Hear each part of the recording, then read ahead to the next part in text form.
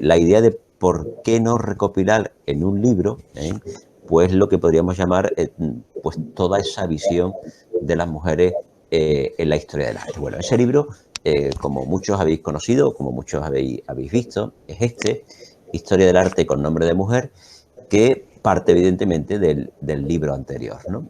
¿Por qué parte de ese libro? Bueno, pues porque yo lo cogí como guión y me dediqué a buscar, sinceramente a buscar. Yo tenía conocimiento de mujeres artistas a lo largo de la historia, pero evidentemente no con la profundidad que yo creo que se debería conocer. Entonces yo aquí os lanzo una pregunta, que es una pregunta que evidentemente creo que me vais a contestar, aunque ahora mismo no podamos contestar, pero que prácticamente tendréis muy clara.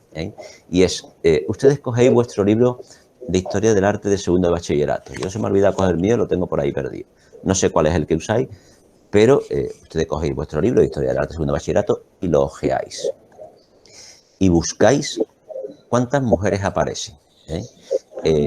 Me imagino que lo habréis hecho, es algo que ya habréis visto porque habéis trabajado este tema y lo estáis trabajando además maravillosamente, pero yo creo que la respuesta es muy clara. Probablemente ninguna, probablemente ninguna. En algún libro de los que yo he ojeado, si acaso aparece una, y en algunos libros aparecen dos. Y yo creo que los nombres casi los tenéis todos en mente. Los nombres son muy claros. Suele aparecer en el barroco, en algunos libros, Luisa Roldán, la Roldana, por aquello de que está más cercana a nuestra tierra, por aquello de que si el libro está en Andalucía, bueno, pues a lo mejor han colocado algo del libro y tal. Pero nada más aparece mencionada. Y luego, en algunos libros, aparece mencionada en el siglo XX, si es, bueno, es un libro, digamos, más amplio, aparece mencionada Frida Kahlo, que curiosamente no es ni mucho menos, es una cosa que yo ahora me gustaría comentar, no es ni mucho menos la pintora o la artista más influyente, ni mucho menos de la historia.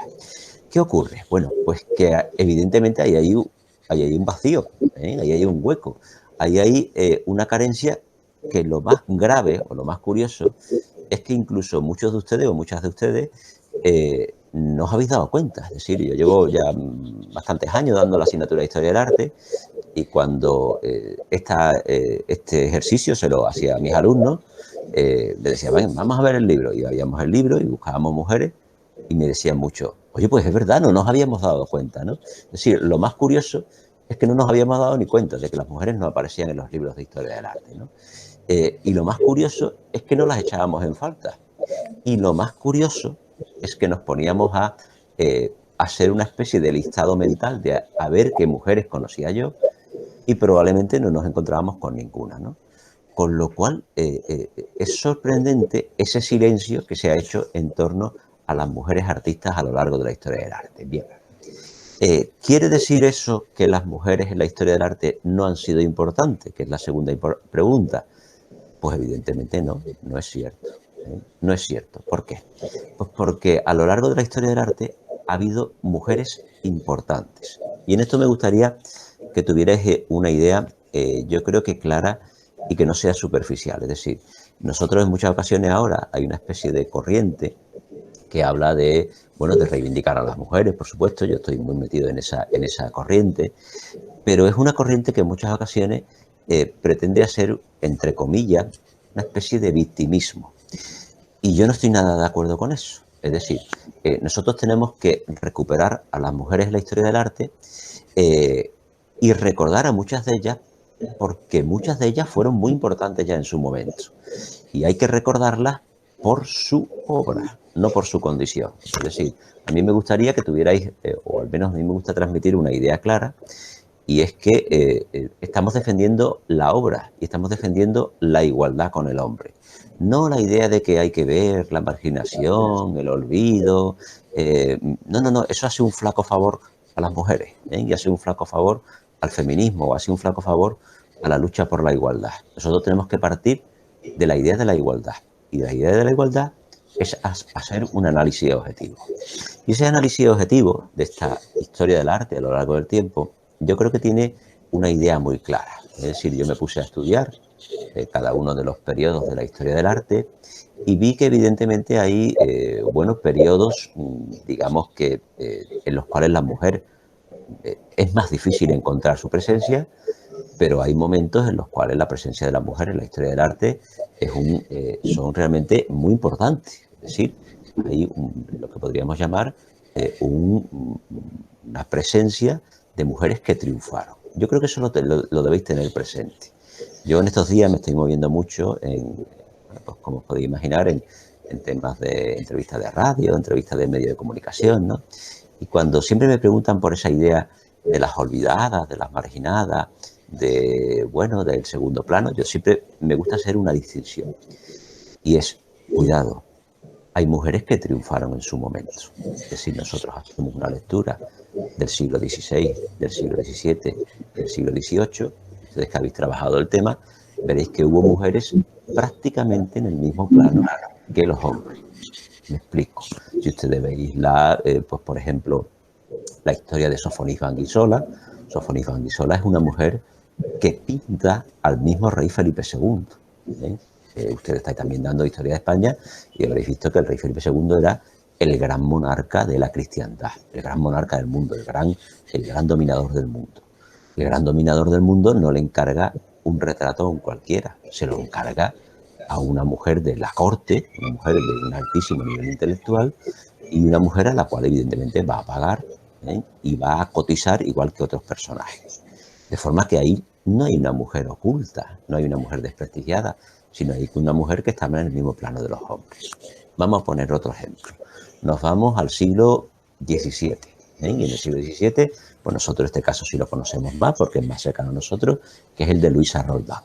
Luisa Roldán, evidentemente, a nosotros nos suena más por aquello de que, bueno, por la imaginería andaluza, por los casos, porque su vida es una vida realmente novelesca, curiosísima, interesantísima, pero es que Luisa Roldán es una triunfadora, es decir, es una escultora que en la Sevilla de la segunda mitad del siglo XVII, ojo, no olvidéis esto, la Sevilla de la segunda mitad del siglo XVII es el centro artístico del país.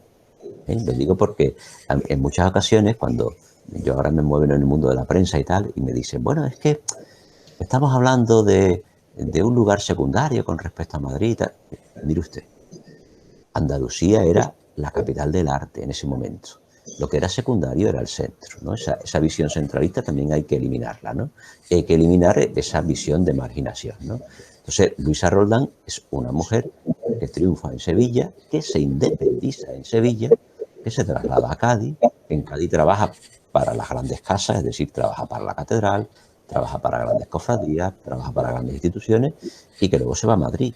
Y que en Madrid trabaja para la corte de Carlos II y para la corte de Felipe V. Es decir, que incluso mantiene el cargo de escultor de cámara para dos monarquías diferentes. Es decir, ahí ustedes que estáis viendo ahora la historia de España del 18, que habréis visto la guerra de sucesión, todas esas cosas, pues a pesar de la guerra, ahí está Luisa Roldán, que mantiene su puesto. Es decir, es una triunfadora, es una mujer que vive de su trabajo, que firma sus obras, que reivindica sus obras y que evidentemente, bueno, pues llega a un nivel máximo. Voy a poner otro ejemplo. El siglo XVIII. En el siglo XVIII hay varias mujeres muy triunfadoras, claramente muy triunfadoras, pero sin duda alguna yo elegiría una que es, por ejemplo, Elizabeth Villiers. Elizabeth Villiers, para los que hayáis trabajado el libro, para los que hayáis visto alguna obra, es fundamentalmente, o la conocemos como la gran retratista de María Antonieta, para entenderlo. Es decir, nosotros hemos visto libros de historia y hemos visto libros de la historia del mundo contemporáneo, del primer bachillerato, por ejemplo, y seguro que aparece algún cuadro suyo. Es decir, nosotros la identificamos por su obra, pero en muchas ocasiones no la identificábamos a ella. Y ella fue importante, no es que fuera importante, es que fue la pintora más conocida de la segunda mitad del XVIII. Es decir, ella vive entre el XVIII y el XIX y ella se mueve en la corte de María Antonieta. Llega la Revolución Francesa y ella está evidentemente implicada con el mundo nobiliario, tiene que huir, prácticamente exiliarse de Francia, pero ella se mueve por toda Europa. Está en la corte de Rusia, está en la corte de Austria, trabaja para las casas nobiliarias del norte de Italia, es decir, es una triunfadora. Vuelve a París y ella vuelve rica, y ella cuando muere, muere rica, es decir, es una especie de centro intelectual de la época. ¿Con esto qué os quiero decir? Bueno, pues con esto os quiero decir que siglo XVI, siglo XVII, siglo XVIII, incluso en épocas anteriores, hubo mujeres que destacaron, y que destacaron al nivel de los hombres, a pesar de que siempre se encontraron con las limitaciones propias del mundo femenino. Es decir, la mujer evidentemente ha tenido que luchar durante prácticamente toda la historia con una condición secundaria. Eso es una realidad. ¿Qué ocurre? ¿Por qué no aparecen en vuestro libro si fueron tan importantes? Bueno, pues aquí yo creo que hay un silencio o una idea que ustedes deben tener clara, que es sobre todo la lectura posterior la que hace que las mujeres se olviden. Es decir, no es que las mujeres no fueran reconocidas en su tiempo, no es que no triunfaran en su tiempo, sino que hubo momentos posteriores cuando se reescribe la historia, por eso es tan importante la historia, cuando se las olvidó. Y ese momento es fundamentalmente el siglo XIX.